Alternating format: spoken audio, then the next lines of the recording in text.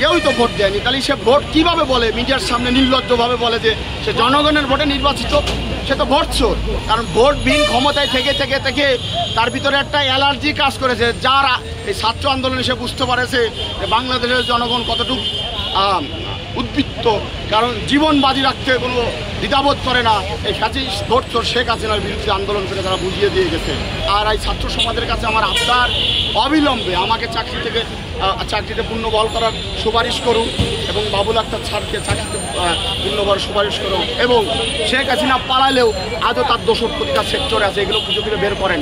আপনাদেরকে বলবো, নাহলে আপনারা বিভাগে বলবেন। কারণ এমনও নিউজ আছে শেখ হাসিনা সাম্প্রদায়িকভাবে একটা দাঙ্গা বাঁধানোর চেষ্টা করতেছে দেশে, এবং এর দায়িত্ব ছাত্র সমাজের উপরে দেবে।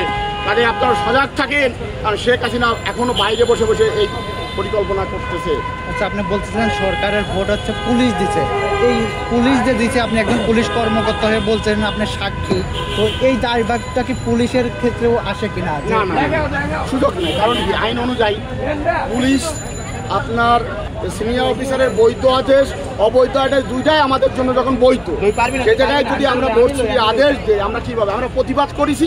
সিনিয়র যে অফিসার থাকে সেও তো পুলিশের কর্মকর্তাই থাকে, তাহলে সে কি দায়বদ্ধতা থাকে না? তার সবচেয়ে বড় কথা, এই ভোট চোরের বিষয়ে দায়িত্ব আইজিও এড়াতে পারে না, পুলিশের ডিআইজিও এড়াতে পারে না, এসপিও এড়াতে পারে না, এবং প্রধানমন্ত্রী ভোট চুরির দায়ভার এড়াতে পারে না।